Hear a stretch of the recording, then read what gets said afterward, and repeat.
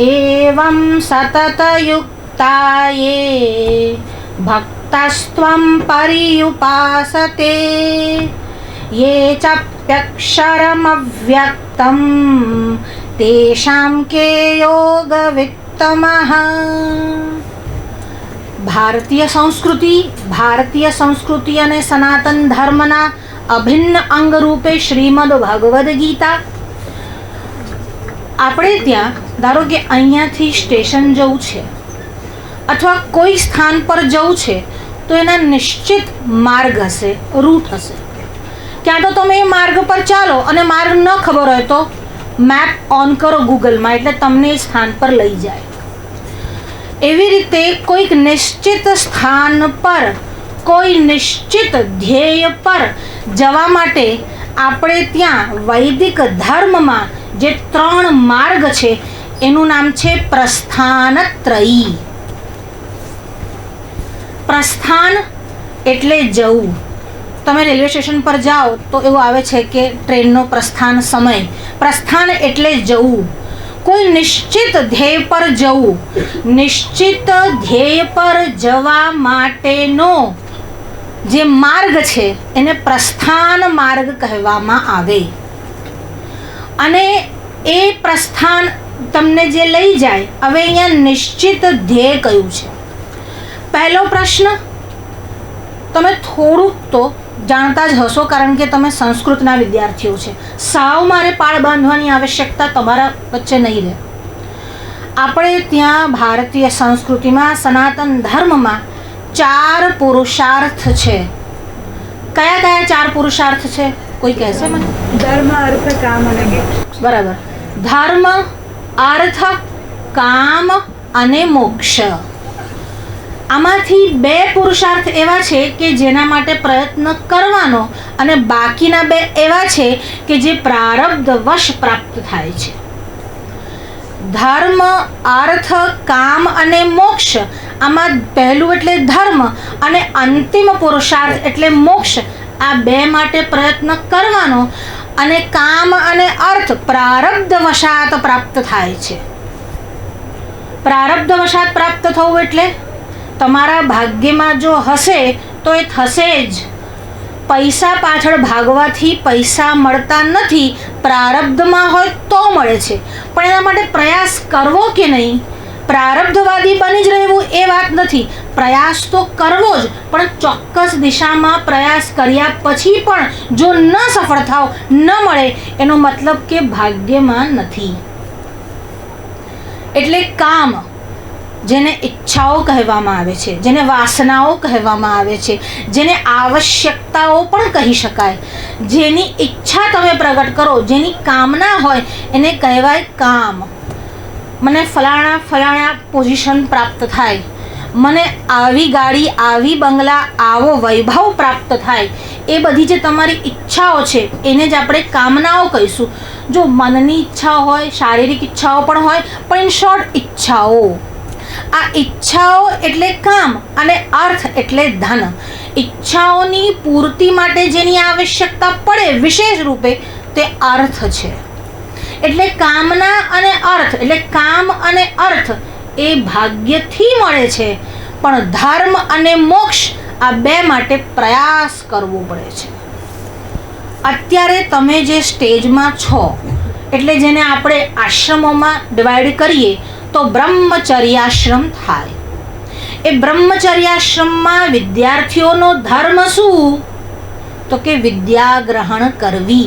વિદ્યાનો જે અર્થી છે એનું જ નામ વિદ્યાર્થી છે. જો વિદ્યા બોલવાનું નહીં. અહીંયા વલસાડમાં મેં ઘણા બધાને વિદ્યા એવું બોલતા સાંભળ્યા છે. દ અને ય છે એટલે વિદ્યા એવું બોલાય. સ્પેલિંગમાં પણ VIDYA DHYA લખવાની જરૂર નથી. તો આ 2 વાત એવી છે જેને આપણે ધર્મ અને મોક્ષ કહીશું, જેના માટે પ્રયાસરત રહેવું પડે. હવે ધર્મ, વિદ્યાર્થીઓનો ધર્મ શું? તો કે શિક્ષા ગ્રહણ કરવી. તે ગૃહસ્થીનો ધર્મ શું? ઘર ચલાવવું. અને બાકીના જે 3 આશ્રમો છે એ ગૃહસ્થાશ્રમ પર નિર્ભર રહેતા હોય છે. એટલે એનો ધર્મ છે. ધર્મ એ માત્ર બાહ્ય પ્રવૃત્તિ નથી. એટલે તમે માત્ર ને માત્ર મંદિર જવું કે તમારા ધર્મના જે બાહ્ય અંગ છે એનું જ પાલન કરવું એ ધર્મ નથી. એ પણ ધર્મ છે, એ જ ધર્મ નથી, એ પણ ધર્મ છે. એટલે ધર્મ કોને કહેવાય? જુઓ, આ ભગવદ્ ગીતા છે ને એ માત્ર ને માત્ર દર્શન છે એવું નથી. દૃશ્યતે અનેન ઇતિ દર્શન, પણ આ દર્શન છે એવું નથી, આ ધર્મશાસ્ત્ર પણ છે. તમે પુષ્પિકામાં શું બોલો છો? इति श्रीमद्भगवद्गीतासु उपनिषत्सु ब्रह्मविद्यायां योगशास्त्रे श्रीकृष्णार्जुनसंवादे. હા, ધર્મશાસ્ત્રે, આ ધર્મશાસ્ત્ર પણ છે. હવે ધર્મશાસ્ત્ર એટલે શું? જેને તમે સ્મૃતિ કહો છો એ જ ધર્મશાસ્ત્ર છે. જે શ્રુતિનું અનુસરણ કરે છે તેનું નામ સ્મૃતિ છે, જે શ્રુતિને આધારિત છે. શ્રુતિ એટલે શું? યસ, શ્રુતિ એટલે વેદ. કેમ એને શ્રુતિ એવું નામ આપવામાં આવ્યું? શ્રવણ કરીને. હા હા, વેદ અપૌરુષીય હતા અને ઋષિઓએ ગ્રહણ કર્યું સાંભળીને, એટલા માટે. હા વિરાજ, તમે ઊભા રહો. બીજું કોઈ મને વિરાજના કથનને સપોર્ટ કરતું કોઈ બીજા ઊભા થશે. આ પૌરુષેય શબ્દને કોઈ સમજાવશે આટલા બધામાંથી? બિલકુલ ડરશો નહીં, અત્યારે આપણી એક્ઝામ નથી ચાલતી. દીક્ષિકા, અપૌરુષે, મને ખાલી અપૌરુષેનો શાબ્દિક અર્થ જ હમણાં કહો. તમારી વાત બરાબર છે, ખાલી અપૌરુષેનો અર્થ મને કહો એકદમ સરળ ભાષામાં, કે જેને બિલકુલ જ હવે આ સિરાજભાઈને નથી ખબર અપૌરુષે શું છે. તમારે સમજાવવું છે, શું કહેશો એને? આવું થાય છે. એક્ઝેક્ટલી, અપૌરુષેય, જે પુરુષની રચના નથી તે અપૌરુષેય. Very nice, very nice. અપૌરુષેય, જે પુરુષની રચના નથી તે. હવે અપૌરુષેય હોય તો કેવી રીતે લખાયા? તો કહે છે એનું દર્શન થયું. બ્રહ્માદ્યા ઋષિ પર્યંતા સ્મારકા નતુકારકાહ. બ્રહ્માદ્યા લખી નાખો, લખવું હોય તો. બ્રહ્માદ્યા ઋષિ પર્યંતા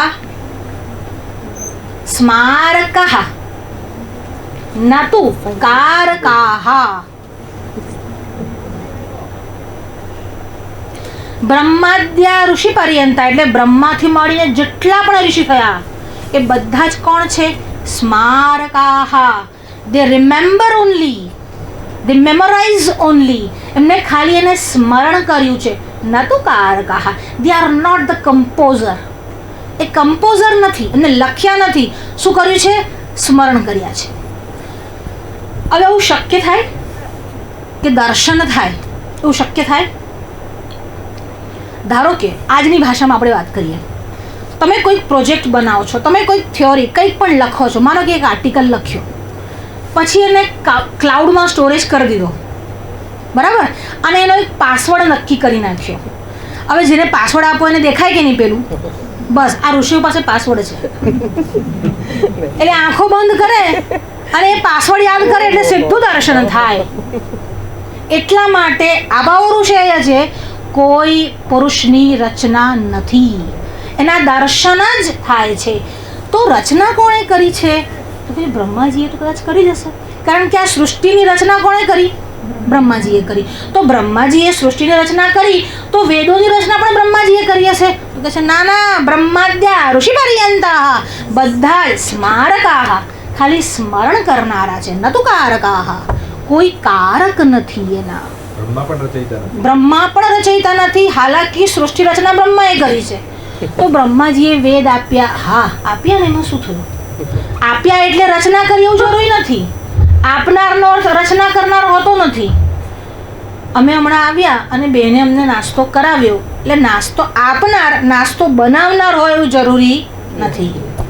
એટલે બ્રહ્માજીએ વેદ આપ્યા પણ રચના એમને કરી છે ના, એવું નથી. જો એવું કહો તો વેદ પૌરુષેય થઈ જશે અને વેદ અનાદિ રહેશે નહીં. હવે વેદ અનાદિ કેમ છે? તો કે છે કોઈ રચના નથી કરી. તો આવ્યા કેવી રીતે? યસ્ય નિશ્વસિતો ભૂતસ્ય, એ ભગવાનનો શ્વાસ છે. હવે બાળકનો જન્મ પહેલા થાય કે શ્વાસ પહેલા આવે? બંને સાથે જ આવે. શ્વાસ પહેલા આવે એવું ન થાય અને જન્મ પહેલા થાય એવું પણ ન થાય, સાથે જ આવે. જન્મ હોય શ્વાસ વગર જન્મ કેવી રીતે થાય? અને પહેલા શ્વાસ કોઈ ધર્મી વગર ધર્મ ટકે ક્યાં? બીજા અંકુરની આવી જાય. એટલે સાથે જ થાય. શ્વાસ બાળકની સાથે જ આવે તો ઈશ્વરનો જન્મ ક્યારે? જો ઈશ્વરનો જન્મ હોય તો ઈશ્વર કેવી રીતે કહેવાય? એટલે ઈશ્વર અનાદિ છે તો વેદ પણ અનાદિ છે. એટલે આપણે ત્યાં નહીં, અન્ય મજહબોમાં પણ એવું કહેવાય છે કે કુરાની આસમાની કિતાબ છે, પણ એ સિદ્ધ કરતા આવડતું નથી. વાત ત્યાં છે. આસમાની કિતાબ છે તો આવી કેવી રીતે? તો કહે છે કે હજરત મોહમ્મદ પૈગંબરે ગયા અને એમને આવાજ સંભળાયો. એટલે હવે જો દર્શન થાય તો સાકારની ભક્તિ આવે એટલે એમને અવાજ સંભળાયો. શબ્દ છે ત્યાં. ઠીક છે, અત્યારે આપણે અન્ય ફિલોસોફીમાં ન જઈએ, આપણે આપણી વાત પર આવીએ. હજુ તો મારે ગીતા સુધી આવવાનું. એટલે ધર્મ અને મોક્ષ આ બે પ્રયાસથી સિદ્ધ થાય. ધર્મ શું છે? ધારણાત ઇત્ય ધર્મ, ધારણ કરવામાં આવે ઇત્યાહુ, એને ધર્મ કહેવામાં આવે. જેનું ધારણ થાય. હવે કોઈ એવું કહે, તમે અલંકાર શાસ્ત્ર થોડું ઘણું ભણ્યા? નહીં ભણ્યા. વિશેષણ વિશેષ્ય ખબર પડે? વિશેષણ શું? કાળી ગાય, એમાં કાળી એ વિશેષણ અને ગાય એ વિશેષ્ય. જે વિશેષણ ધરાવે એ વિશેષ્ય. હવે જે ગુણધર્મો જે છે એ ધર્મી વગર ટકી શકે નહીં. ધર્મી એટલે જે ધારણ કરે છે તે, ધર્મને ધારણ કરનાર ધર્મી છે. એટલે કાળાપણું, તમે એવું કહો કે કાળું લાવો, પણ શું? બાપનું કપાળ ના, કાળી ગાય લાવો એમ. તો કાળી ગાય એટલે આ જે ધર્મ છે એનો કાળાપણું એનો ધર્મ છે, એ ધર્મી વગર ટકી શકે નહીં. એટલે જેને ધારણ કરવામાં આવે તેનું નામ ધર્મ. એટલા માટે જન્મથી બધા જ સનાતન ધર્મી છે. તમે પર્ટિક્યુલર રિલિજિયસ ક્રિયાઓ ન કરો તો એનો એ જે તે મઝહબ કે કલ્ટ કે રિલિજનમાં પ્રવેશ થતો નથી. બાપ્ટિઝમ ન કરાવો તો ક્રિશ્ચન કહેવાય? ના કહેવાય. સુન્નત વગેરે ન થાય તો ઇસ્લામમાં પ્રવેશ મળે? ન મળે. પણ યજ્ઞોપવિત ન થાય તો બી હિન્દુ તો કહેવાય જ, સનાતની તો કહેવાય જ. હવે યજ્ઞોપવિત શું છે એ પાછો અલગ વિષય છે. ખાલી યજ્ઞોપવિત પર આપણે કલાક વાત કરી શકીએ. પણ યજ્ઞોપવિત એ વેદ ભણવા માટેની જેને કહેવાય કે મિનિમમ ક્વોલિફિકેશન છે, લાયસન્સ છે. વકીલોને લાયસન્સ જલ્દી યાદ આવે ને, તો એ લાયસન્સ છે, એના વગર એ થાય ના. મિનિમમ ક્વોલિફિકેશન છે. હવે આપણે વાત કરતા હતા કે જે ધારણ કરવામાં આવે તેનું નામ ધર્મ છે. એટલે જે તમે બધી પ્રક્રિયાઓ કરો છો જે ધર્મના અંતર્ગત આવે છે એ ધર્મના બહિરંગ છે. કેટલુંક હોય બહિરંગ. એટલે કોઈ તમને એવું પૂછે કે ગાયની વ્યાખ્યા શું, તો શું કહેશો? તમને ભણવામાં આવ્યું હશે, સાહિત્ય દર્પણ ભણ્યા, મમ્મટ કાવ્ય પ્રકાશ ભણ્યા? કાવ્ય પ્રકાશ ભણ્યા. હા, તો કાવ્ય પ્રકાશમાં શું કહે છે? લક્ષણ શું છે? તિસ્ર શબ્દસ્ય શક્તયઃ, શબ્દની 3 શક્તિઓ છે. અવિધા લક્ષણા વ્યંજના. હવે તમારે કોઈ વાતની વ્યાખ્યા આપવી હોય તો એમાં 3 દોષ હોવા ના જોઈએ. કયા કયા 3 દોષ ન હોવા જોઈએ? કોઈ લક્ષણ આપવું હોય, કોઈ વ્યાખ્યાયિત કરવું હોય કોઈ પણ પદાર્થ કે વસ્તુને, તો વાત એ છે કે લક્ષણને તમારે લક્ષણવિત કરવું હોય તો શું જોઈએ? તો કે 3 વસ્તુઓ ન હોવી જોઈએ. એમાં અતિવ્યાપ્તિ દોષ ન હોવો જોઈએ, એમાં અવ્યાપ્તિ દોષ ન હોવો જોઈએ, અને એમાં અભાવ દોષ ન હોવો જોઈએ. તમે જ્યારે કોઈ પણ પદાર્થની કે કોઈ પણ વસ્તુનું કે કોઈ પણ પ્રક્રિયાનું લક્ષણ બતાવો ત્યારે એમાં 3 દોષ ના જોઈએ. કયા 3 દોષ? અતિવ્યાપ્તિ, અવ્યાપ્તિ અને અભાવ. હવે તમે જ્યારે કોઈને વ્યાખ્યાયિત કરો અને કોઈ એવું કહે કે ગાય 4 પગ હોય ગાય, હવે જો 4 પગ હોય ગાય કહેવાય તો કૂતરાને ગાય કહેવાય, ભેંસને ગાય કહેવાય, ભેંસને પણ 4 છે, કૂતરાને પણ 4. તમારી વ્યાખ્યામાં અતિવ્યાપ્તિ નામનો દોષ ના હોવો જોઈએ. જે તમે લખ્યું તે 3 દોષો રહિત હોવું જોઈએ લક્ષણ. અતિવ્યાપ્તિ દોષ ન હોવો જોઈએ, એટલે એના સિવાય પણ બીજાને લાગુ પડે એ હોવું ન જોઈએ. તો કહે છે કે એવું કહીએ તો કે કપિલાવરણી ગાય, તો કે છે કપિલાવરણી ગાયને જો તમે ગાય કહેશો, કપિલવર્ણ ખબર છે, સહેજ બ્રાઉન કલર હોય ને, રાતો જેને કહેવાય, આ તમારી સીટનો કલર છે ને એવો. કપિલાવરણી ગાય જેને ઇંગ્લિશમાં આપણે ટાઉની કલર કહીએ છીએ, યલોઇશ ટાઉની કલર, તો એ જે છે એ લક્ષણ કહેવાય કે ભાઈ કપિલાવરણી હોય એને જ ગાય કહેવાય? તો કે ના કહેવાય. કેમ ના કહેવાય? કારણ કે તો પછી સફેદ હોય એને શું કહેશો, કાળી હોય એને શું કહેશો, ચિતકબરી હોય એને શું કહેશો? તો એને ગાય નહીં કહો. તો એ જે દોષ થયો એને કહેવાય અવ્યાપ્તિ દોષ. એટલે બધા ઉદાહરણમાં એ વ્યાપ્ત થતો નથી, એટલે આવી વ્યાખ્યા પણ ચાલે નહીં. પછી હોય અભાવ. તો કે સસલું કોણે કીધું કે જેને શીંગડા હોય, ગધેડું કોણે કીધું કે જેને શીંગડા હોય? હવે શીંગડા હોય જ ને ગધેડામાં, સસલામાં શીંગડા હોય જ ને. એ વ્યાખ્યામાં એવું લક્ષણ ન હોવું જોઈએ જેને કારણે એ વસ્તુ એમાં જોવા જ ના મળે. એટલે તમે સસલાનું લક્ષણ બતાવો ત્યારે શીંગડાવાળું એવું કહેવાય જ ના, કારણ કે એ તો અભાવ થઈ જાય છે એમાં. એટલે અભાવ દોષ પણ ન હોવો જોઈએ. આ 3 દોષ લક્ષણમાં ન હોવા જોઈએ. તો વ્યાખ્યા આપ્યો તો કેવી રીતે આપવો? શાસનાદિવદ ગો. શાસન હોય, હવે શાસન કોને કહો છો? ગાયના ગળામાં ગોદડી હોય છે. હા, એને ગુજરાતીમાં આપણે એવું કહે છે. આપણે આમ ગાય આપણી પાસે આવે ને આમ ગળામાં હાથ ફેરવીએ એને શું કહેવાય? સાસ. એ બકરીને હોય, ભેંસને, ગાયને જ હોય. ઘોડાને હોય ના હોય, ઊંટને હોય ના હોય, એ ગાયને જ હોય. એવું લક્ષણ કે જે ગાયમાં જોઈએ. અચ્છા, એના વગરની ગાય હોય ના હોય. એટલે શાસનાદિવદ ગો, ગળામાં શાસન એટલે ગોદડી હોય અને અહીંયા ખૂંદ હોય આદિ, એને ગાય કહેવાય. આ વ્યાખ્યા થઈ. એટલે આ એના બહિરંગ છે કે ભાઈ 2 શીંગડા હોય, 4 પગ હોય, 1 પૂંછડું હોય, શાસન હોય. આ એના બહિરંગ બહારથી જોઈ શકાય તેવા અંગો છે. પણ તમે એને કંઈક ખવડાવો એ પવિત્ર થઈને રિફાઇન થઈને બહાર આવે એનું અંતરંગ છે. એવી રીતે ધર્મના બહિરંગ શું છે? મંદિરમાં જાઓ છો, શિખાસૂત્ર ધારણ કરો છો, પૂજા પાઠ પૂજન વગેરે કરો છો, જે બાહ્ય ક્રિયાકલાપ છે બહિરંગ છે, પણ એ જ ધર્મ છે એવું નથી, એ પણ ધર્મ છે. એટલે ધર્મ ધારણાત ધર્મ, જેને ધારણ કરવામાં આવે તેનું નામ ધર્મ છે. એના માટે પ્રયત્ન કરવાનો હોય. અને બીજો પ્રયત્ન કરવાનો હોય જો જીવનને સફળ બનાવવું હોય તો કે મોક્ષ માટે પ્રયત્ન કરવાનો હોય. આ મોક્ષ માટે જે પ્રયત્ન થાય છે એ પ્રયત્ન પાર પાડવા માટે તમારે 3 માર્ગને અપનાવવા પડે. અને 3 માર્ગને જ આપણી ભાષામાં પ્રસ્થાનત્રયી એવું કહેવામાં આવે છે. તમે સંસ્કૃતમાં ભણતા હોય અને તમે દર્શનશાસ્ત્રના વિદ્યાર્થી હોય અથવા વેદાંત જે દર્શન જ છે, વેદાંતના છો, ભગવદ્ ગીતાના છો, કારણ કે બધા દર્શન તો છે જ. દર્શનશાસ્ત્રના વિદ્યાર્થી હોય તો આ 3 માર્ગ તમારે યાદ રાખવા પડે, જેને પ્રસ્થાનત્રયી કહેવાય. અને એ પ્રસ્થાનત્રયી એટલે કયા કયા 3? હાજી, વેરી નાઇસ. ગીતાજી, બ્રહ્મસૂત્ર અને ઉપનિષદ. હવે આ ક્રમ બરાબર છે કે કોઈ થોડોક ફેરફાર કરશે ક્રમમાં?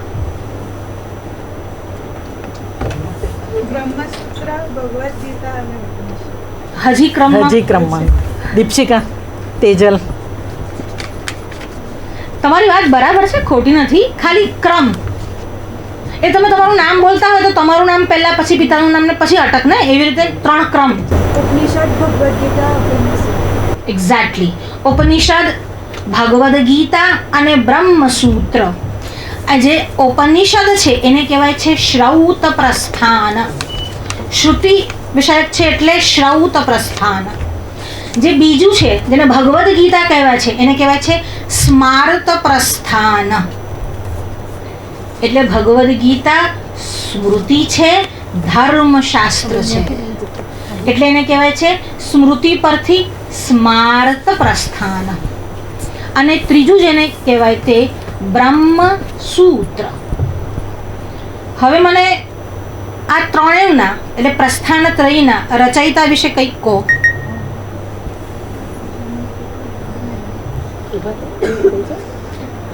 જે આવડે તે. બે તો કોમન જ છે, એકના જ ખાલી નથી, અને જે નથી એના છે જ નહીં કોઈ. ઉપનિષદ વેદ અપૌરુષેય છે તો ઉપનિષદ અપૌરુષેય છે. કેમ?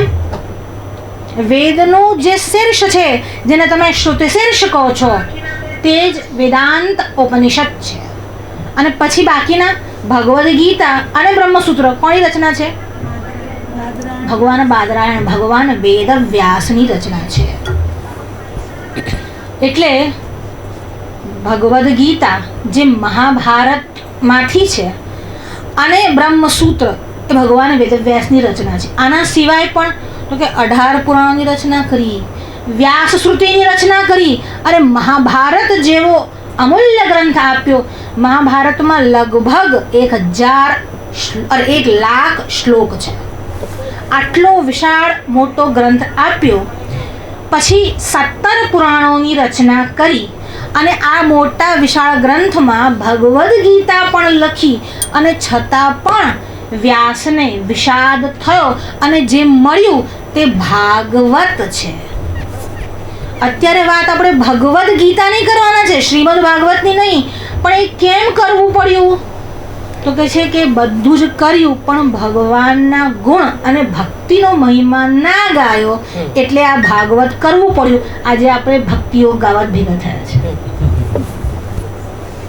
એટલે ભગવાન વેદ વ્યાસ વિશાળ બુદ્ધે, જેના જેવું જ્ઞાની કોઈ થયું નથી અને કોઈ થશે નહીં, એ પણ જો ભગવાનની મહિમા ન ગાય, ભક્તિની મહિમા ન ગાય તો એમના ચિત્તને પણ શાંતિ મળતી નથી. એ ભક્તિ યોગ માટે આજે આપણે એકત્રિત થયા છે. હવે શ્રીમદ ભગવદ્ ગીતા અને એનો 12મો અધ્યાય એટલે ભક્તિ યોગ. મહાભારતમાં કયા પર્વમાં ભગવદ્ ગીતા છે? ભીષ્મ પર્વ. અને મહાભારતમાં ક્યાં રચાઈ, ક્યાં બોલાઈ ભગવદ્ ગીતા?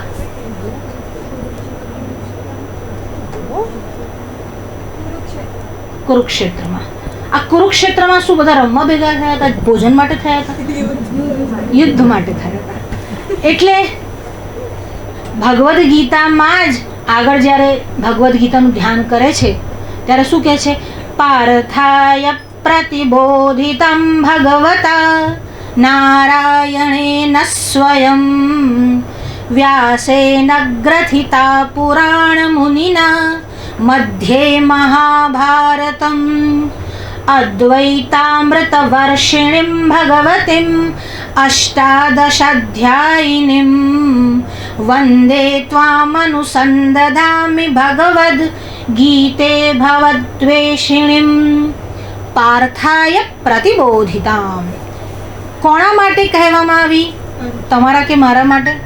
અર્જુન માટે, એક્સક્લુઝિવલી ફોર અર્જુન. પણ ઉપયોગ બધા જ કરી શકે. કેમ? તો કે જ્યારે જ્યારે વિદ્વાનોને, જ્યારે જ્યારે મહાપુરુષોને ખેદ કે વિષાદ થાય ત્યારે જગતને કંઈક ને કંઈક અમૂલ્ય વસ્તુ મળે છે. મહર્ષિ વાલ્મીકીને વિષાદ થયો, પરિણામ શું થયું? રામાયણ મળ્યું. ભગવાન વેદવ્યાસને વિષાદ થયો, પરિણામ શું થયું? શ્રીમદ ભાગવત મળ્યું. અને અર્જુનને વિષાદ થયો, પરિણામ શું થયું? ભગવદ્ ગીતા મળી. પાર્થાય, પાર્થને. એનું નામ પાર્થ કેમ છે? એ પૃથા એટલે કુંતાનો પુત્ર છે, એટલા માટે એનું નામ છે પાર્થ. પાર્થાય પ્રતિબોધિતામ, પાર્થને આપવામાં આવી. પ્રતિબોધિતામ એના તરફ આનો બોધ કરાવવામાં આવ્યો. કોના દ્વારા? ભગવતા નારાયણેન સ્વયં. નારાયણેન સ્વયં, સાક્ષાત નારાયણ દ્વારા. આ નારાયણ કયા અવતારમાં આવ્યા છે? શ્રી કૃષ્ણના અવતારમાં આવ્યા છે. આપણે ત્યાં જે આપણી ફિલોસોફી, આપણું દર્શન કે આપણું ધર્મશાસ્ત્ર છે, આપણું ધર્મ છે, એ અવતારવાદને માને છે. અવતાર છે અને ભગવાન અવતાર લઈને આવે છે. અને અવતારનું પ્રયોજન શું છે એ ભગવદ્ ગીતાના 4થા અધ્યાયમાં આવે છે. કયા 2 શ્લોક અવતારવાદનું પ્રયોજન સિદ્ધ કરે છે? યદા યદા હિ ધર્મસ્ય ગ્લાનિર્ભવતિ ભારત અભ્યુત્થાનમ અધર્મસ્ય તદાત્માનમ સૃજામ્યહમ. ક્યારે ભગવાન આવે છે? પહેલાં તો સમય આપ્યો કે આ વખતે ભગવાન આવે છે. ક્યારે? ધર્મની ગ્લાનિ થાય અને અધર્મનો અભ્યુદય થાય ત્યારે તદાત્માનમ સૃજામ્યહમ, ત્યારે હું પોતાની જાતે જ સર્જન કરું છું, મારું પોતાનું છે. અન્ય પંથ મજહબ એવું માને છે કે ભગવાન અવતાર લઈને આવતા નથી. પણ આપણે ત્યાં ભગવાન અવતાર લઈને આવે છે. કેમ આવે છે? જે પોતાના માટે આટલું મોટું જગત, 84 લાખ પ્રકારના જીવો અને આવી સુંદર મનુષ્યોની તૈયાર કરી શકે, પોતાના માટે એક શરીર ના બનાવી શકે? બનાવી શકે. અવતાર લેવા માટે શું ભગવાન સામર્થ્યવાન નથી? જો એવું કોઈ કહેતા હોય કે અવતાર નથી, તો અવતાર કેમ નથી? શું અવતાર લેવાનું સામર્થ્ય નથી? તો સામર્થ્ય તો છે જ. આટલું મોટું જગતનું નિર્માણ કરે, પછી પોતાના માટે એક દિવ્ય શરીર ન બનાવી શકે? બનાવી શકે. અચ્છા, આપણામાં પણ જે આર્ય સમાજ વગેરે જે સંસ્થાઓ છે અથવા જે સંપ્રદાય છે તે સાકારમાં નથી માનતા, એ પણ ખાલી નિરાકારમાં જ માને છે. હવે જે આટલું મોટું જગત બનાવી શકે, પોતાના માટે પણ એક રૂપ બનાવી શકે, અને એ કેવા છે? સર્વત્ર. જો એ સર્વત્ર હોય તો મૂર્તિ અને અવતારને છોડીને વ્યાપ્ત છે, તો સર્વત્ર નહીં રહે. અવતારવાદનું પ્રયોજન 4થા અધ્યાયમાં સિદ્ધ થાય છે. અને શાના માટે થાય છે? પરિત્રાણાય સાધુનામ, સાધુ પુરુષોની રક્ષા માટે, એમના અપલિફ્ટમેન્ટ માટે થાય છે. જો સાધુ પુરુષો ના હોય તો ભગવાન આવે? ભગવાન રાવણને મારવા તો આવે જ છે રામ બનીને, પણ વશિષ્ઠને મળવા આવે છે. ભગવાન કંસને મારવા તો આવે જ છે, પણ નંદ બાબાને મળવા આવે છે. પરિત્રાણાય સાધુનામ, સાધુઓના અપલિફ્ટમેન્ટ માટે આવે છે, ત્યારે અવતાર થાય છે. અને આ અવતાર કોના છે? શ્રી કૃષ્ણ, શ્રી રામ એ કૃષ્ણના, વિષ્ણુના, નારાયણના અવતાર છે. એટલે ભગવતા નારાયણેન સ્વયં વ્યાસેન ગ્રથિતા. હવે વ્યાસ કમ્પોઝર છે, કમ્પાઇલર છે. શેના? ભગવદ્ ગીતાના. કેમ? ભગવાન વેદવ્યાસે આપી નથી, આપી તો ભગવાન નારાયણ જ છે, ખાલી એને કમ્પાઇલ કર્યું, સંપાદન કર્યું. અત્યારે હું લેક્ચર આપું છું અને પછી તમારા જેવા સરસ વિદ્યાર્થીઓ હોય ને આખું લખીને આર્ટિકલ આપે, તો તમે કમ્પાઇલર, સંપાદક થયા. વ્યાસેન ગ્રથિતા પુરાણ મુનિના મધ્યે મહાભારતમ. અને ક્યાં રચના થઈ? મધ્યે મહાભારતમ. અદ્વૈતામૃત વર્ષિણીમ ભગવતીમ. હવે આને કઈ, આના પ્રતિ કઈ આ સ્થાનમાં લખાઈ, પણ વિષય શું? અદ્વૈતામૃત વર્ષિણીમ ભગવતીમ. અદ્વૈત રૂપી વર્ષાનું. કેવી વર્ષા? અમૃત વર્ષાનું. એટલે અદ્વૈત રૂપી અમૃતને વરસાવનારી. અદ્વૈતામૃત વર્ષિણીમ ભગવતીમ અષ્ટાદશાધ્યાયિનીમ. અચ્છા, આનો વિષય તો બરાબર છે કે અદ્વૈત છે, પણ કલેવર કેટલું?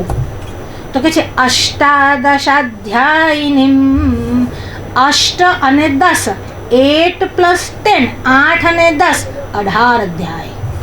અષ્ટાદશાધ્યાયિનીમ વંદે ત્વામનુસંદધામિ ભગવદ્ ગીતે ભવદ્વેષિણીમ.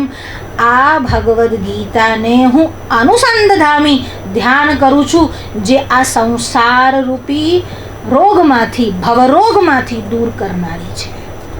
આ ભગવદ્ ગીતા છે. હવે ઉપનિષદમાં જે વાત છે એ જ ભગવદ્ ગીતામાં છે. સર્વ ઉપનિષદો સાર એ સાર છે ઉપનિષદનો. તો ભગવદ્ ગીતા કહેવાની જરૂર ખરી? એવું જ કહી દે અર્જુનને કે જા ઉપનિષદ વાંચી લે પછી યુદ્ધ કરવા આવી જા. પણ એવું ના કહ્યું. અને ભગવદ્ ગીતા કહી કેમ કહી? યુદ્ધના એવા સમયમાં જો મનને કોઈ સિંચન કરી શકે, મનને કોઈ કોમળ રુજુ કે ઠંડક આપી શકે, શીતળતા આપી શકે તો એ ગીતા જ છે. કારણ કે એ ભગવાનનું ગીત છે. મન ઉદાસ થાય પછી એવું થાય છે કે આમ પુસ્તક લઈને બેસીને મોટા મોટા કોઈ વિષયો વાંચીએ. ના, એવું થઈ આપણે ટીવી ઓન કરીને કોઈ મ્યુઝિક સાંભળીએ.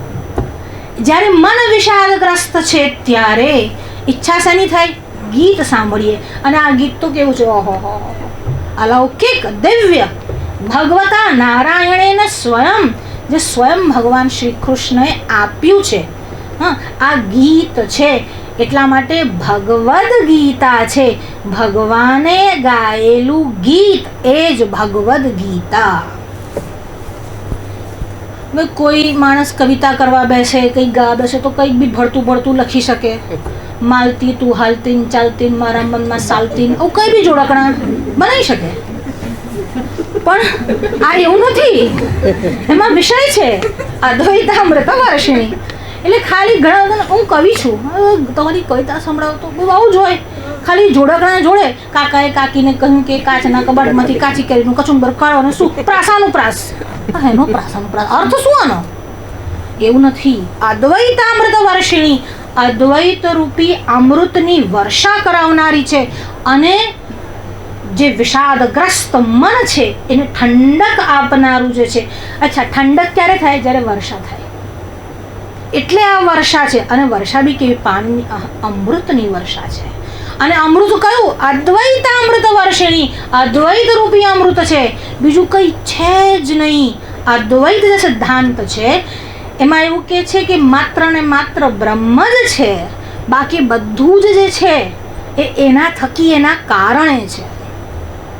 આ અદ્વૈત રૂપી અમૃતની વર્ષા કરનારી ભગવદ્ ગીતાનું હું ધ્યાન કરું છું. અને હવે ધ્યાન કરતાં કરતાં સીધા આપણે 12મા અધ્યાયમાં આવી જઈએ. નહીં તો પાછું એ ભક્તિયોગ તો રહી જશે. આ તો ખાલી ઇન્ટ્રોડક્શનમાં જ ચાલ્યા કરશે કે ભગવદ્ ગીતા શું છે, ભગવદ્ ગીતા શું છે, glory of Bhagavad Gita, the importance of Bhagavad Gita. ખાલી મહાત્મા વિશે તમે બોલ્યા કરો એવું છે. ગીતા મેં હૃદયમ પાર્થ. હે પાર્થ, ગીતા મારું હૃદય છે. એવું કોણ કહે છે? ભગવાન શ્રી કૃષ્ણ કહે છે ગીતા મારું હૃદય છે. અને ગીતાનું હૃદય શું? તો કહે છે 12મો અધ્યાય ભક્તિયોગ. એટલે ભગવાનનું હૃદય એ ગીતા અને ગીતાનું હૃદય 12મો અધ્યાય. કેમ? તો કે ત્યાં જ ગીત છે, બાકી બધું તો ક્લિષ્ટ ચાલે છે. ઉપનિષદના વર્ગો ચાલતા હોય ને જે આનંદ ન આવે તે ભગવદ્ ગીતાના વર્ગમાં આવી શકે. કેમ? કારણ કે ભગવાને ગાયેલું ગીત છે. ત્યાં ભગવાનના મુખનો સ્પર્શ છે. જેમ ભાગવતજીમાં એવું કહેવામાં આવે છે કે શુક મુખાદ, શુકદેવજીના મુખથી આવ્યું છે એટલે વધારે મધુર છે. આંબા પર કેરી લાગે અને પછી જ્યારે એમાં પોપટ ચાંચ મારે અને જે કેરીમાં મીઠાશ વધે એ સીધી કેરીમાં ન વધે. એવી રીતે ઉપનિષદનો સાર તો છે જ. ઉપનિષદ વિશે કંઈ કહેવા જેવું જ નથી. જેને કહેવાય ને અખંડ જ્ઞાનનો ભંડાર છે. પણ પાછો સ્પર્શ કોનો થયો? શ્રી કૃષ્ણનો મુખનો સ્પર્શ થયો. એટલે આ ગીત બની ગયું છે. હવે ભગવદ્ ગીતા એ શ્રી કૃષ્ણનું હૃદય છે અને 12મો અધ્યાય એ ગીતાનું હૃદય છે. કેમ? આનું નામ શું છે? 12મા અધ્યાયનું શું નામ છે? ભક્તિ યોગ. હવે આ 2 શબ્દો છે, ભક્તિ અને યોગ.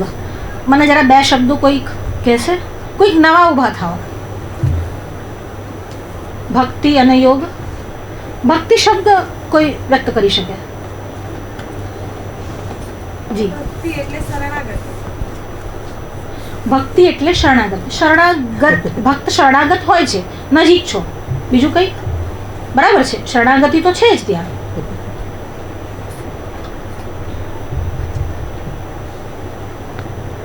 જે શરણાગત હોય એ ભક્ત હોય જ દર વખતે.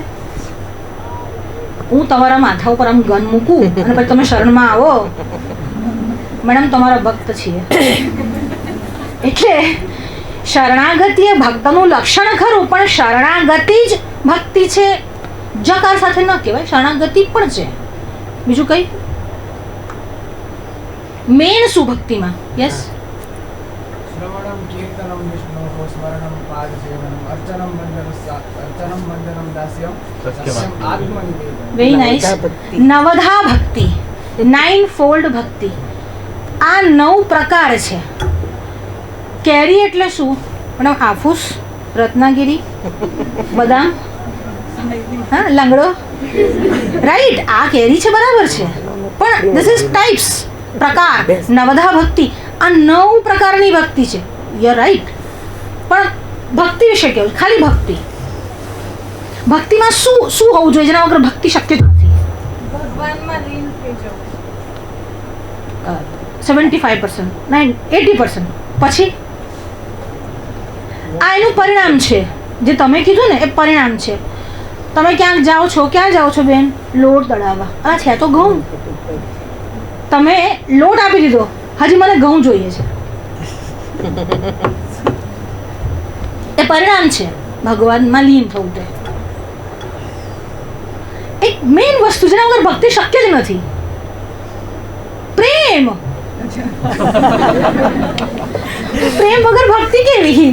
પ્રેમ સ્વરૂપા. ભક્તિ ભક્તિ જ પ્રેમ જ છે, બીજું કંઈ છે જ નહીં ભક્તિમાં. પ્રેમ જ મહત્વની વાત છે.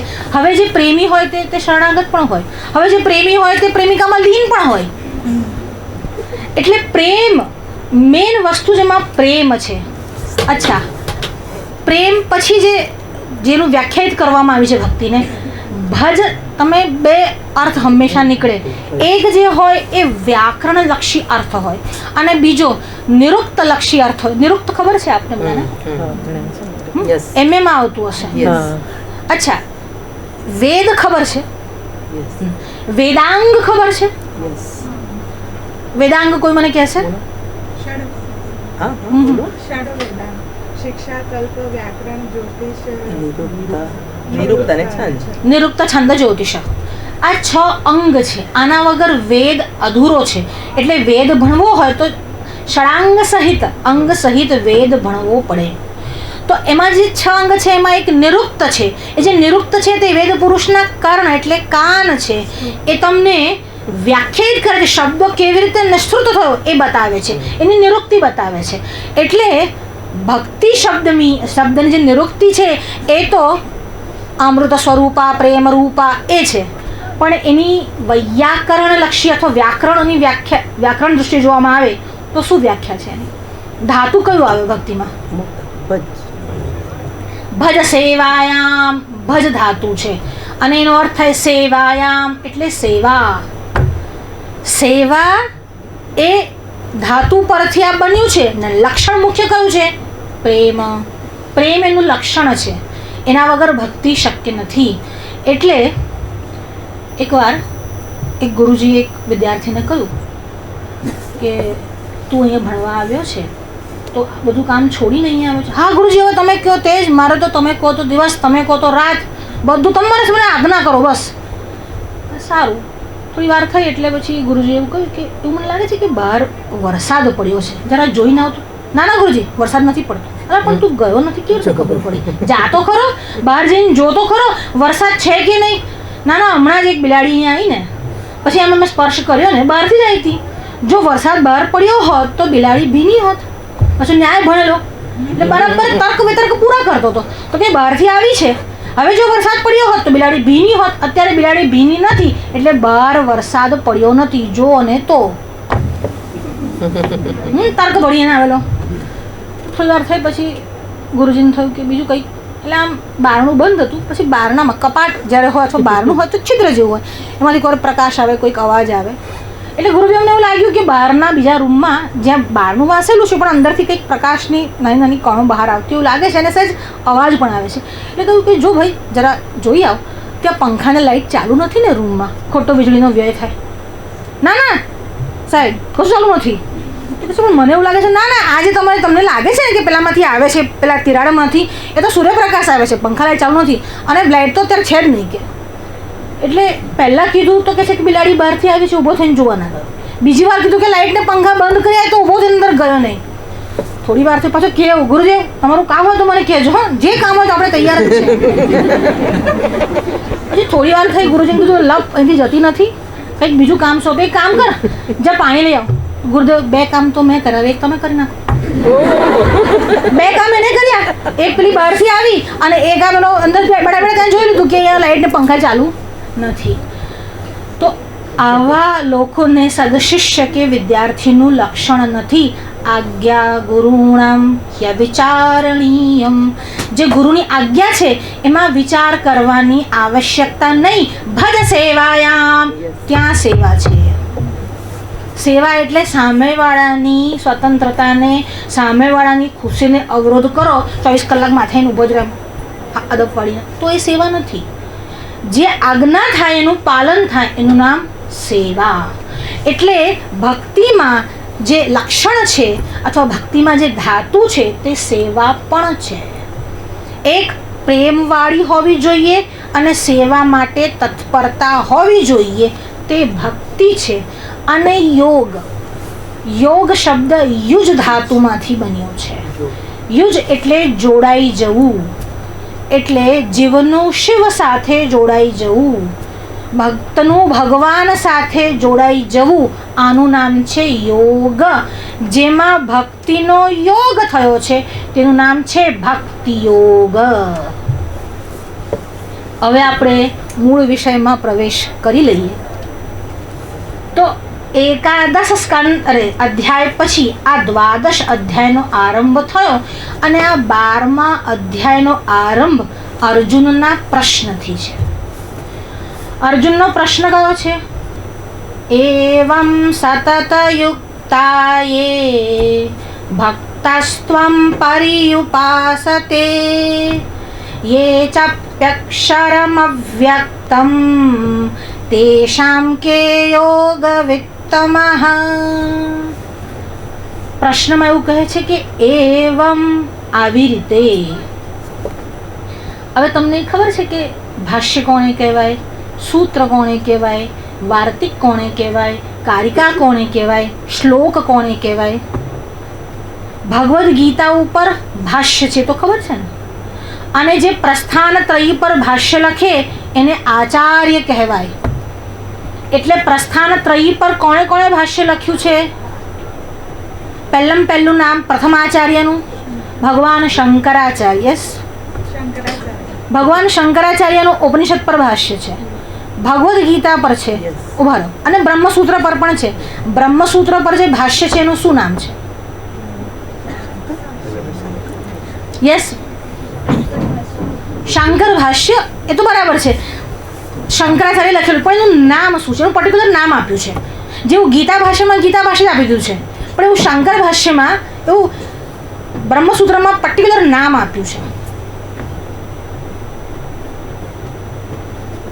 શારીરક મીમાંસા ભાષ્ય, એનું નામ, જેને તમે શાંકર ભાષ્ય કહો છો, એનું નામ છે શારીરક મીમાંસા ભાષ્ય. હવે શારીરિક અને શારીરક બંનેમાં બેસું દે. શારીરિક અને શારીરક બંનેમાં શું ભેદ છે? શરીરે તિષ્ઠતિ ઇતિ શારીરક. વ્યાખ્યા લખવી હોય તો લખી નાખો જો શાંકર ભાષ્ય કોર્સમાં હોય. શરીરે તિષ્ઠતિ ઇતિ શારીરઃ, જે શરીરમાં રહે છે તેનું નામ શારીર છે. અને સ્વાર્થે ચ પ્રત્યય, ક અડધો કરવાનો ને ચ લખવાનો, સ્વાર્થે કચ પ્રત્યય જેને કહેવાય, એનો એ જ અર્થ રહે છે જ્યારે ક પ્રત્યય લાગે છે. એટલે ચ તો તમે પાણીની ભણ્યા ને, હા હા, હલંતી અને ઇત્સ્યાત, એ તો થઈ જાય છે છેલ્લો ચ તો, એટલે ક લાગે છે ખાલી. અષ્ટાધ્યાયીમાંથી ખાલી સંજ્ઞા ભણ્યા તો એ ઘણું છે. તો ચ એમાંથી ઈત થઈ જાય છે. ઈત થવું એટલે તો ખબર છે ને, આ બધા ઈત લેટર્સ છે. ઈત એટલે જતું રહેવું, વિચ ગોઝ અવે, જે જતા રહે છે. તો રાખ્યા હતા કેમ? તો કે બોલવા માટે તમને બાધા ના પડે, એટલે પ્રત્યય, જે પ્રત્યય બનાવવાના હોય છે, એબ્રિવિએશન ફોર્મ, એના માટે રાખ્યા છે. જે અડધી માત્રા વધારે ના લખીએ, આટલા બધા ગીત વધારે લખે. પાણીને તો કેવા છે, અર્ધમાત્રા લાઘવે અને પુત્રોત્સવ મન્યંતે વૈયાકરણા. જે અડધી માત્રા ના લખે એ આટલા બધા લખે, પણ એ તો તમારા માટે લખ્યા છે. નહીં તો એ તો અઈ ઉન રૂલ રૂક એ ઓંગ અઈ ઔચ જે સ્વર છે, પછી હ થી લઈને લ સુધીના હલ વ્યંજન જે છે એમાં પણ એ અકાર લખત નહીં, પણ બોલત કેવી રીતે? નહીં તો ખ્યવરટ કેવી રીતે બોલત? હ ય વ રટ એવું બોલવું પડે છે. નહીં તો ખ્યવરટ કેવી રીતે બોલત? એટલે તમારો વિચાર કરીને પાણીની અ લખ્યો, બાકી એ બી લખત નહીં. ઠીક છે, આપણે પાછા વ્યાકરણથી પાછા ગીતામાં આવી જઈએ. તો અહીંયા એવમ સતતયુક્તાએ ભક્તાસ્ત્વમ પર્યુપાસતે, આપણે વાત કરતા હતા કે એના ઉપરના ભાષ્ય છે. જે બ્રહ્મસૂત્ર પર ભાષ્ય છે એનું નામ છે શારીરક મીમાંસા ભાષ્ય. શરીરે તિષ્ઠતિ ઇતિ શારીરઃ સ્વાર્થે કચ્છ પ્રત્યય.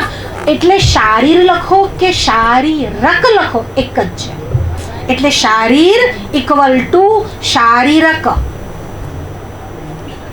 અને તસ્ય મીમાંસા અને તસ્ય ભાષ્ય. શારીરક મીમાંસા ભાષ્યનો કેવી રીતે તમારે બનાવવાનો? શરીરે તિષ્ઠતિ ઇતિ શારીરઃ સ્વાર્થે કચ્છ પ્રત્યય શારીરઃ ઇક્વલ ટુ શારીરક, અને તેની મીમાંસા તસ્ય મીમાંસા અને તસ્ય ભાષ્ય. એનું નામ શારીરક મીમાંસા ભાષ્ય. મીમાંસા એટલે ઇન્વેસ્ટિગેશન, શોધખોળ. હવે વાત કરતા હતા આપણે કે પ્રસ્થાનત્રયી પર જે ભાષ્ય કરે એને આચાર્ય કહેવાય.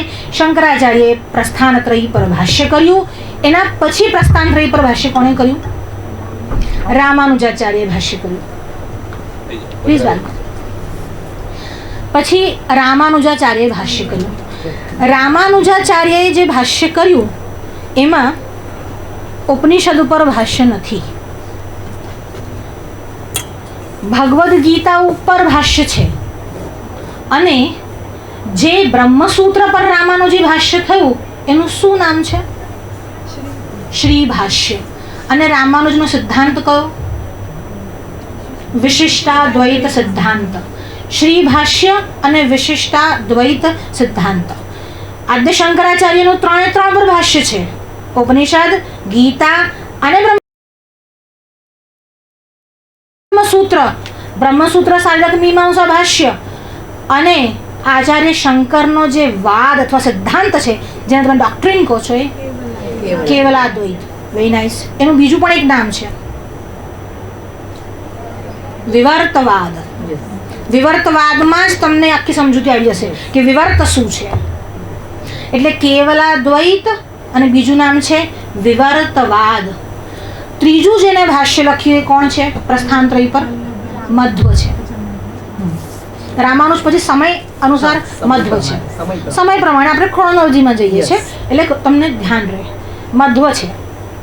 મધ્વએ બ્રહ્મસૂત્ર ઉપર લખ્યું છે, ભગવદ્ ગીતા ઉપર પણ છે. પછી મધ્વ પછી અચ્છા મધ્વનો સિદ્ધાંત કયો? દ્વૈત છે, ખાલી દ્વૈત છે. હા, દ્વૈતવાદ. એમાં ઈશ્વર અને જીવ, જેને કહેવાય જીવ અને શિવ, જીવ અને ઈશ્વર બંને કમ્પ્લીટલી અલગ અલગ છે, બધું જ દ્વૈતમાં ભાસે છે. એ મધ્વનો સિદ્ધાંત છે. પછી નિમ્બાર્ક દ્વૈતાદ્વૈતવાદ છે. અને પછી આવે છે વલ્લભાચાર્ય. સિદ્ધાંતનું નામ છે અણુભાષ્ય છે એમને. અચ્છા, બીજું વલ્લભાચાર્યએ પ્રસ્થાન ત્રય નથી કર્યું, પ્રસ્થાન ચતુર્થી કર્યું છે.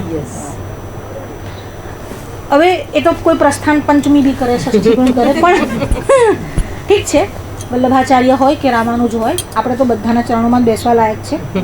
એટલી પણ લાયકાત આવી જાય તો ઘણી વાત સારી વાત છે. પણ પ્રસ્થાન ચતુર્થી એ વલ્લભાચાર્યના મત પ્રમાણે છે.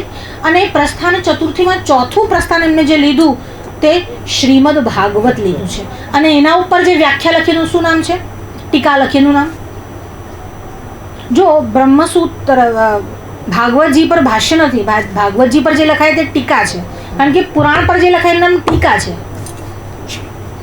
ટીકા એટલે ક્રિટિસિઝમ નહીં, હા, વ્યાખ્યા. કઈ ટીકા છે? સુબોધિની.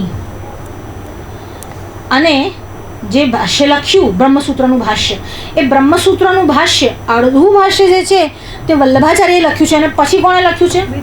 વિઠ્ઠલેશજીએ. વિઠ્ઠલનાથજી છે ને?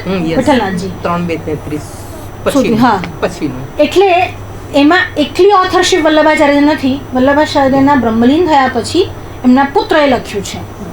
અચ્છા, ગીતા ઉપર વલ્લભાચાર્યનું ભાષ્ય નથી અને ઉપનિષદ પર તો આચાર્ય શંકર સાહેબ કોઈએ કલમ ચલાવી જ નથી. એવું છે. એકમેવા દ્વિતીયમ જ છે ત્યાં તો. એ ઠીક છે. અત્યારે આપણે શું કહેવાય સિદ્ધાંતના એમાં નથી પડતા. બાકી ખાલી કેવલાદ્વૈત કે શુદ્ધાદ્વૈત વિશે પણ આખો લેક્ચર કહી શકાય. વાત એવી છે કે હવે આપણે અહીંયા ભગવદ્ ગીતામાં જેના ઉપર રામાનુજી ટીકા ઉપલબ્ધ છે અને શાંકર ભાષ્ય જેને કહેવાય એ ઉપલબ્ધ છે. હવે શાંકર ભાષ્ય અકોર્ડિંગલી જઈએ. મારો સબ્જેક્ટ શાંકર ભાષ્યનો છે એટલે મને એ જ આવડે છે, બાકી મને નથી આવડતું. તો ખાલી શંકરાચાર્યને ભણ્યા છે, બીજું કશું નથી ભણ્યા છે. એ બી ખાલી દર્શન માત્ર કર્યા છે એમની ટીકાઓને, બાકી કંઈ બહુ જ્ઞાન છે નહીં. પણ શંકરાચાર્ય જ્યારે એવું કહે છે, જો તમારે ડૉક્ટરનું પ્રિસ્ક્રિપ્શન વાંચવું હોય તો એ કમ્પાઉન્ડર કાં તો મેડિકલ સ્ટોરવાળો વાંચી શકે, આપણા બસની વાત નહીં. આના માટે બી એવું જ છે. પછી ગીતા હોય, ઉપનિષદ હોય, બ્રહ્મસૂત્ર હોય, એ પ્રિસ્ક્રિપ્શન આ આચાર્યો જ વાંચી શકે અને એ આચાર્ય ના વાંચે ત્યાં સુધી આપણને સમજાય નહીં. એટલે એ પ્રિસ્ક્રિપ્શન જે વાંચ્યું ભગવાને જે આપ્યું છે તે શંકરાચાર્ય એમાં ઇન્ટરપ્રિટેશન ભાષ્ય આપ્યું. એમાં ભાષ્ય આપતા શંકરાચાર્ય શું કહે છે?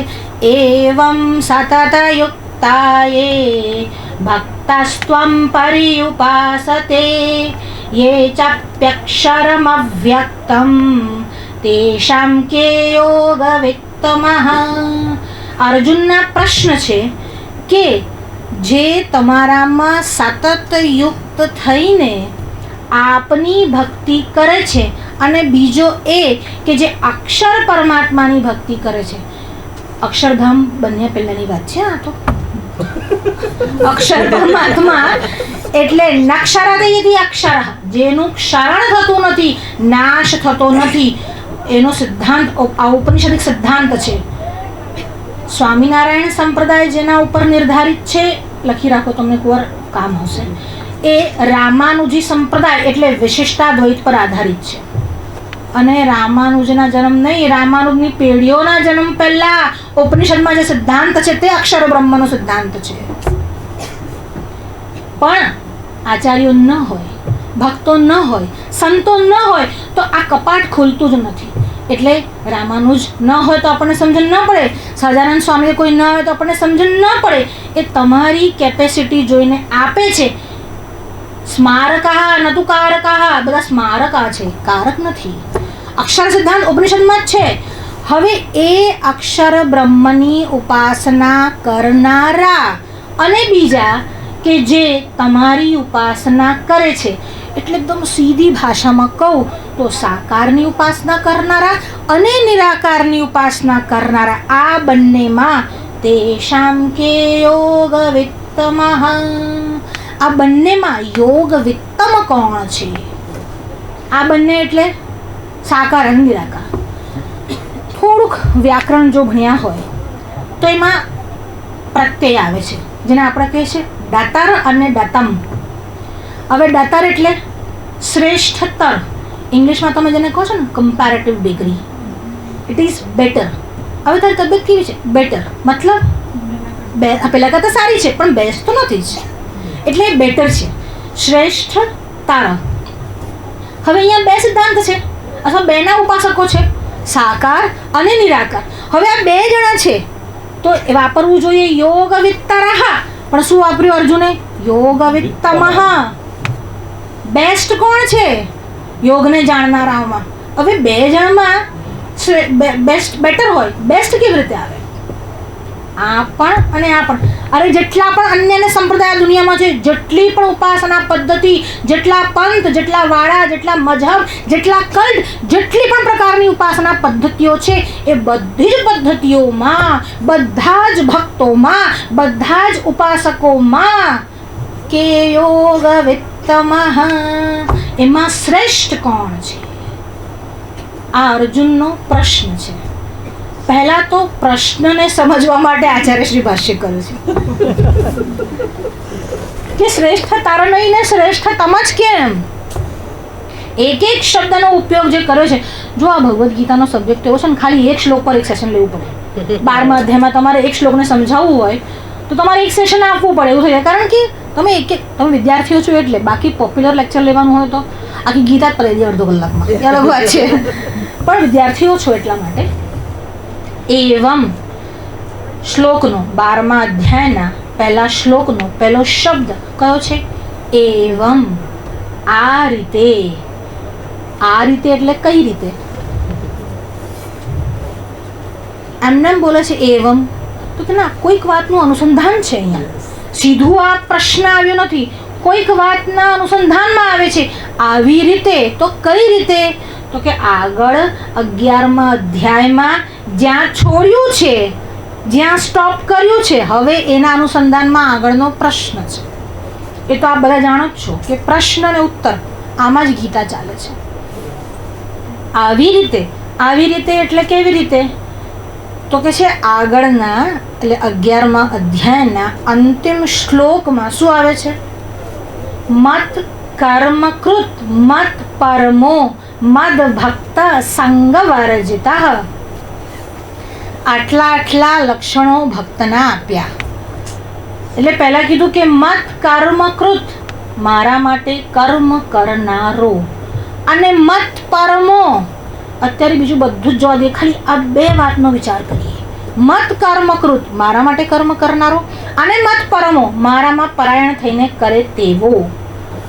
કોઈના મનમાં વિચાર તમારા માટે કરો તો તમારામાં પરાયણ થઈને જ કરે ને. એમાં મત પરમો ફરી બોલવાની કેમ જરૂર પડી? પુનરુક્તિ દોષ છે કે નહીં? તો કહે છે ના, પુનરુક્તિ દોષ નથી. કેમ નથી? તો કહે છે કે મારા માટે કર્મ કરે બરાબર. કોઈ નોકર હોય અને શેઠ માટે કર્મ કરે બરાબર, પણ શેઠને પરાયણ થઈને કરે એટલે એની ગતિ શેઠ હોય નહીં. એની ગતિ શું હોય? પરિણામ શું હોય? ધન. એનું કર્મ કરે પણ પૈસા માટે કરે. અલ્ટિમેટ એમ અથવા અલ્ટિમેટ ગોલ અથવા અલ્ટિમેટ ગતિ એ શેઠ ન હોય, પણ ભક્ત જ્યારે કરે ત્યારે એના માટે કરે અને ગતિ પણ એ જ. એટલે એના માટે, એના પાથ પર, અને લક્ષ્ય કયું? લક્ષ્ય પણ પરમાત્મા છે. એટલા માટે મત કર્મકૃત અને મત પરમો. આવો. એવમ એટલે આવો કે જે મારા માટે કર્મ કરે, મત પરમ મને પરાયણ થઈને કરે, મદ ભક્ત અને પાછો મારો ભક્ત હોય. અને કેવો હોય? સંગ વર્જિતઃ. સંગમાં હોય ના. સંગમાં ના હોય એટલે દ્વેષમાં, પ્રેમમાં, કુભાવમાં, કોઈની જોડે રાગમાં, કોઈની સાથે સંગતમાં એ ગ્રસ્ત ન હોય. એ સંગ વિવર્જિત હોય. સંગ વિવર્જિત એટલે તમે આવો તો એને આનંદ છે, તમે જાઓ તો બી એને આનંદ છે, એને કંઈ જ ફરક નથી. જેને કહેવાય પંકજ એટલે કમળ, જેમ જળમાં ને કીચડમાં રહે છતાં પણ એનો સ્પર્શ એને થાય નહીં, એટલે કીચડમાં હોવા છતાં પણ એનાથી અલિપ્ત રહે છે. એવો સંગ વર્જિત અને નિર્વૈરમ, જ્યાં વેર સમાપ્ત થઈ ગયું હોય. આ ભગવાન શું વધતો વ્યાઘાત કરે છે? નિર્વૈરમ કે છે અને પછી કહે છે કે લડ યુદ્ધસ્વ. પહેલા કહે છે કે તું નિર્વૈર બની જા અને પછી કહે છે યુદ્ધસ્વ. એટલે દ્વેષપૂર્વક લડીશ નહીં, લડ, પણ દ્વેષપૂર્વક ના લડ. લડવાનું છોડવાનું કહીશ તો સ્વધર્મમાંથી ચ્યુત થશે. એટલે લડ, કારણ કે એ તારું કર્મ છે અને આવી પડેલું કર્મ છે એ પૂરું કર, પણ એ કર્મમાં લિપ્ત ન થા. એમાં દ્વેષભાવ રાખીને મારીશ નહીં. આ ધર્મયુદ્ધ તારી સામે આવ્યું છે એટલે લડ.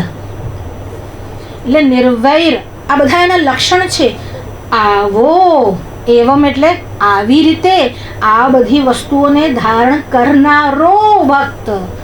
એવમ સતતયુક્તાયે. સતત, કોન્સ્ટન્ટ, અવિરત. તત શબ્દનો અર્થ થાય છે તાના બોનાવાળું તંતુ. આપણે વસ્ત્ર બનાવવું હોય, આ વસ્ત્ર છે, એમાં એક તાંતણો ઊભો આવે, બીજો તાંતણો આડો આવે, પણ એ અંદર ઇન્ટરવુવન હોય તો જે વસ્ત્ર કહેવાય. પણ એવો તાંતણો તમે ખેંચો અંદરથી, પછી એમાં એક કાણું પડી જાય અથવા એક ભાગ અલગ થઈ જાય, પછી એ સતત રહે નહીં. જેવું તાના બુનાવાળું છે સતત, તત અહીંયા તંતુઓના સંયોગના અર્થમાં છે. જો તત એટલે દાટ અને તત એટલે તંતુઓનો સંયોગ. બે શબ્દોમાં ફરક છે. હલંત છે અને એમાં આખું છે તત અને તત. આવો જે સતત છે શેમાં? મત કર્મકૃત, મત પરમો, નિર્વૈરમ, મદભક્ત, સંગવર્જિત, આ બધામાં કેવો છે? સતત. એવં સતત યુક્તા યે ભક્તસ્ત્વં પર્યુપાસતે. આવો ભક્ત જે ચારે તરફથી સતત તારી પૂજા કરે છે તે. અને યે ચાપ્યક્ષરમ અવ્યક્તમ, અને જે અક્ષર પરમાત્મા છે તે. અને એ અક્ષર કેવો છે? અવ્યક્તમ, એટલે જે નિરાકાર છે તે. સાકાર એટલે વ્યક્ત છે અને નિરાકાર એટલે કે જે અવ્યક્ત છે. યે ચાપ્યક્ષરમ અવ્યક્તમ, આ બંનેમાં અથવા બધામાં જ, એક બેની નહીં બધા જ. તેષાં કે યોગ વિત્તમઃ, આમાં યોગને જાણનારું કોણ છે? અને આ પ્રશ્નનો જવાબ આપવા માટે ભક્તિ યોગનો આરંભ થાય છે. આ પ્રશ્ન છે. કેમ ભગવાને અર્જુનને જ કહ્યું?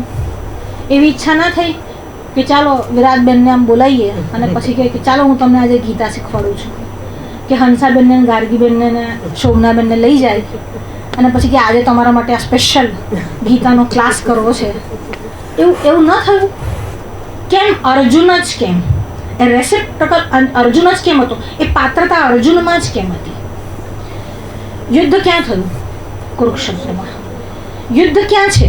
બે સેનાના ઉભયમાં જઈ અને અર્જુનનો રથ ઊભો છે અને પછી ભગવાન એને ગીતા સંભળાવે છે.